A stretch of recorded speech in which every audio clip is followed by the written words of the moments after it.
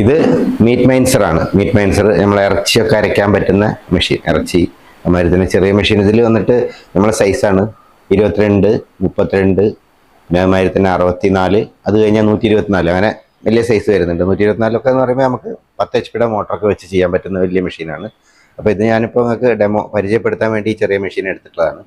ഇതിൽ നമുക്ക് ഉപയോഗിക്കാന്ന് പറഞ്ഞാൽ ഇറച്ചി, മെയിനായിട്ട് ഇറച്ചി, മീറ്റ് മൈൻസ് ഇറച്ചി നമുക്ക് അരച്ചെടുക്കാൻ വേണ്ടിയിട്ട്, ഈ നമ്മളെ ബർഗറിൻ്റെ പാറ്റി ഉണ്ടാക്കാൻ, അതുമാതിരി തന്നെ വടകൾ ഉണ്ടാക്കാൻ വേണ്ടിയിട്ട്, പിന്നെ അതുമാതിരി കീമ കണ്ടിട്ടില്ലേ, കീമ ആക്കാം, അങ്ങനത്തെ പർപ്പസിനൊക്കെ ഉപയോഗിക്കുന്നതാണ്.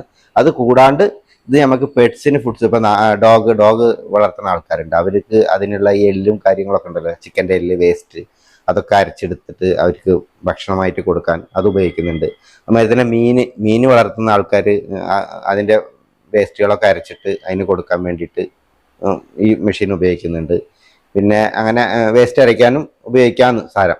അപ്പോൾ ഇതിൻ്റെ വലിയ മെഷീനും ഉണ്ടിട്ട ചെറുതും ഉണ്ട്. അപ്പോൾ ഇതിൽ നമുക്ക് ഒരു മണിക്കൂർ ഒരു 40-50 കിലോ അരച്ചെടുക്കാൻ പറ്റും. പക്ഷേ അതിൻ്റെ വലുതെന്ന് പറയുമ്പോൾ നമുക്ക് 300-400 കിലോ വരെ അരയ്ക്കാൻ പറ്റുന്ന മെഷീൻ ഉണ്ട്, വലിയ മെഷീൻ.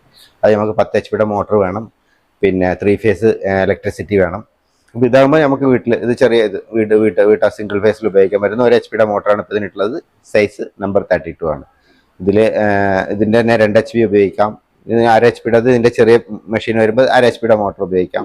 അതിലൊരു 20 കിലോ ഔട്ട്പുട്ട് കിട്ടും. ഇതൊരു 40-50 കിലോ ഔട്ട്പുട്ട് കിട്ടും. പിന്നെ വലുതാകുമ്പോൾ നമുക്കൊരു 100 കിലോ വരെ, 100-120 കിലോ വരെ ചെയ്യാം. പിന്നെ അതിൻ്റെ വലുത് 124 ആകുമ്പോൾ നമുക്ക് 300-400 കിലോ വരെ സുഖമായിട്ട് ചെയ്യാവുന്നതാണ് കേട്ടോ. ഇത് ഹോട്ടലിലും ഉപയോഗിക്കാം. ഇതുമാതിരി ഞാൻ പറഞ്ഞ മാതിരത്തെ ഇതിന് എന്തെങ്കിലും ഫാമുകൾക്കൊക്കെ ഭക്ഷണത്തിന്, മൃഗങ്ങൾക്കൊക്കെ ഭക്ഷണം ഉണ്ടാക്കി കൊടുക്കാനോ അങ്ങനത്തെ ഇതിനൊക്കെ അതും ഉപയോഗിക്കാം. ആ രീതിയിൽ ഉപയോഗിക്കാം കേട്ടോ. അതാണ് ഇതിൻ്റെ പർപ്പസ്. ഇതിലിപ്പോൾ ഇങ്ങനെയാണ് ഇതിൻ്റെ ഇത് വരുന്നത്. നമുക്ക് ഇത് ഓപ്പൺ ചെയ്ത് കഴിഞ്ഞാൽ, ഇതിൻ്റെ ജാലി എന്ന് പറയുന്ന സംഭവം ഇതാണ്. ഈ ജാലി ഇതിൽ 2-3 ടൈപ്പ് 4 ടൈപ്പ് വരുന്നുണ്ട്, ചെറുതും വലുതും ഒക്കെ ആയിട്ട്. ഇത് എത്ര നൈസ് ഇടുന്നോ അത്ര അരവ് കൂടുതൽ കിട്ടും. വലുതാക്കി ഇടുന്നതോറും അരവ് കുറയും. ചിലതൊന്നും അധികം അരവ് വേണ്ടാന്ന് പറയുന്ന ആൾക്കാർ, ഈ ഫാമുകളിൽ ഉപയോഗിക്കുന്നവരൊന്നും അരവ് വലിയ ഇതിട്ടിട്ടാണ് ചെയ്യുക, ഒരു കൂടുതൽ ഔട്ട്പുട്ട് കിട്ടാൻ വേണ്ടിയിട്ട്. പിന്നെ അതിൻ്റെ പുറമെ വരുന്നത് ഈ ബ്ലൈഡാണ് നമുക്കിത് കട്ട് ചെയ്തിട്ട്, ഇടുന്ന സാധനം കട്ട് ചെയ്തിട്ട് നമുക്ക് പുറത്ത് തരുന്ന ബ്ലൈഡ്. പിന്നെ ഈ ഓഗർ, അത് കഴിഞ്ഞാൽ ഈ സ്ക്രൂ, ഈ ഫീഡ് സ്ക്രൂ, ഇതാണ് നമുക്ക് മുകളിൽ കൂടെ നമ്മൾ ഇടുന്നത്. ഇങ്ങോട്ട് ഫീഡ് ചെയ്ത് ഇങ്ങോട്ട് തള്ളിയിട്ട് ഈ ബ്ലൈഡിൽ കട്ട് ചെയ്തിട്ട് പുറത്തേക്ക് വരുന്നത്. ഇത് ഊരാനും ക്ലീൻ ചെയ്യാനൊക്കെ എളുപ്പമാണ്. ഇങ്ങനെ ഊരി ഫുള്ള് ക്ലീൻ ചെയ്യാം. പിന്നെ അതുമാതിരി തന്നെ നമ്മൾ ഇൻസ്റ്റലേഷൻ എന്ന് പറഞ്ഞാൽ ഒന്നുമില്ല.